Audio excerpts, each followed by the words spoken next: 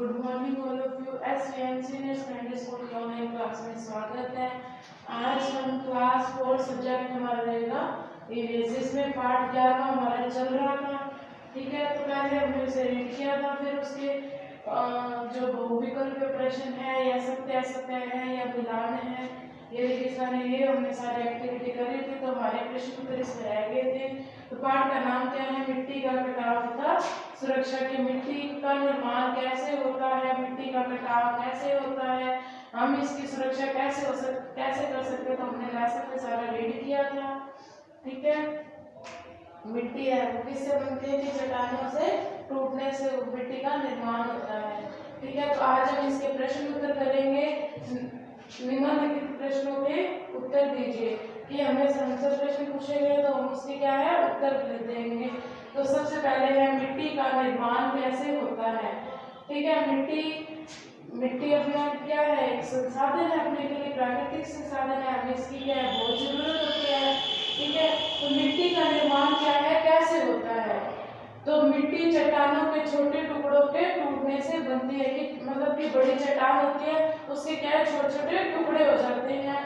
फिर इन टुकड़ों को जल या हवा ले जाती है।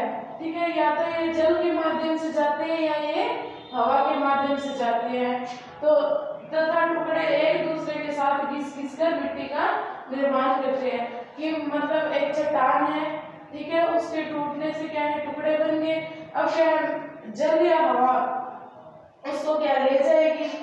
ठीक है, ले जाती है तो वो क्या है कि घिस कर मिट्टी का निर्माण करते हैं। अब वो जाएंगे तो क्या घिस कर ही जाएंगे।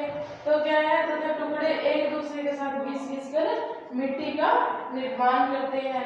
फिर उसके बाद प्रश्न नंबर 2 है मिट्टी के कटाव के क्या प्रभाव है। तो मिट्टी के कटाव से प्रभावित भूमि की मिट्टी पर पौधे उचित प्रकार से वृद्धि नहीं कर पाते। मिट्टी के क्या प्रभाव है? कि मिट्टी का कटाव हो जाए तो हम मतलब उसके जो क्या क्या प्रभाव होते हैं आपसे वो पूछे हैं। तो क्या है, मिट्टी के कटाव से प्रभावित भूमि की मिट्टी पर पौधे उचित प्रकार से वृद्धि नहीं कर पाते। कि जहाँ पर मिट्टी का कटाव होगा वहां पर पौधे क्या है उचित प्रकार से मतलब जितनी उनकी लंबाई होती है या मतलब जितनी वो वृद्धि कर सकते हैं उतनी क्या है वो वृद्धि नहीं कर पाते।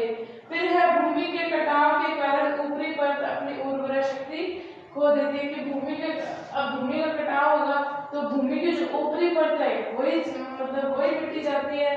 तो क्या है, भूमि के कटाव के कारण ऊपरी परत क्या अपनी उर्वरा शक्ति खो देती है। यानी कि उसमें जो भी पौधे वगैरह होते हैं वो क्या है मतलब जो फसल वगैरह होती है वो क्या ढंग से नहीं होती, मतलब अनुपजाऊ हो जाती है वो भूमि। और अगर मतलब ये थोड़े समय बाद ये भूमि क्या है बंजर हो जाती है। ठीक है, तो क्या है भूमि अपनी उर्वरा शक्ति यानी कि जो फसल उगाने की शक्ति है वो क्या है खो देती है। और फिर है मिट्टी के कटाव के विभिन्न साधन कौन कौन से हैं। ठीक है, मिट्टी का कटाव किन मतलब साधनों के द्वारा होता है। तो किस के द्वारा होता है? मिट्टी जल द्वारा कटाव और पवन द्वारा कटाव। पवन क्या होती है? वायु। जल द्वारा कटाव होता है और पवन द्वारा कटाव होता है। फिर है मिट्टी की सुरक्षा से आप क्या समझते हैं। कि मिट्टी की सुरक्षा किसे कहते हैं? मिट्टी की सुरक्षा से आप क्या समझते हैं? तो मिट्टी के कटाव से बचाने के लिए अपनाए गए चरणों को मिट्टी की सुरक्षा कहते हैं। कि यानी कि मिट्टी को कटाव से बचाने के लिए अपनाए गए चरणों को मतलब कुछ स्टेप्स अगर अपने अपनाते हैं मिट्टी का कटाव ना हो तो उसे हम क्या कहते हैं? मिट्टी की सुरक्षा कहते हैं। ठीक है, दोबारा देख लो, मिट्टी का निर्माण कैसे होता है। तो मिट्टी चट्टानों के छोटे टुकड़ों के टूटने से बनती है। इन टुकड़ों को जल या हवा ले जाती है। ठीक है, फिर है तथा टुकड़े एक दूसरे के साथ घिस कर मिट्टी का निर्माण करते हैं। फिर प्रश्न नंबर 2 है मिट्टी के कटाव के क्या प्रभाव है।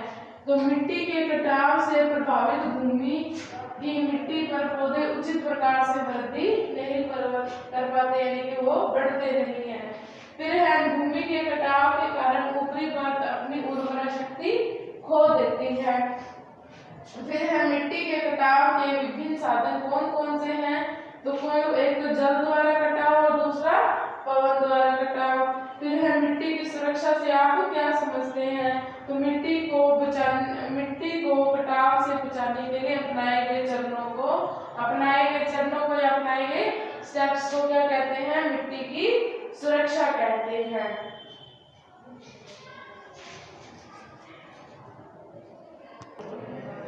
उसके बाद है प्रश्न नंबर 5 कि सीढ़ीदार खेती किसे कहते हैं।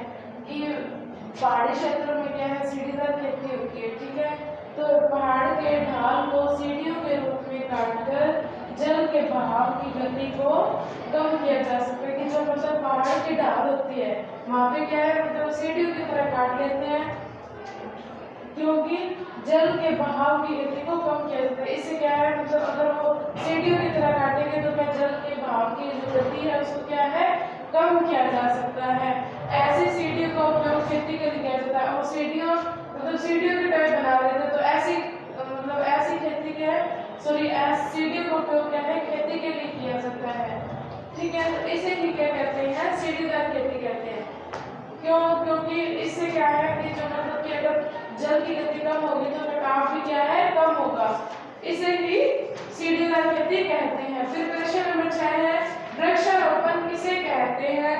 तो वृक्षों की जड़ें मिट्टी के कणों को एक साथ बांधकर रखने में सहायता करते हैं। कि मतलब जहाँ पेड़ लगा हुआ उसकी जड़ें क्या है, मिट्टी को एक साथ बांधकर रखने में सहायता करती है।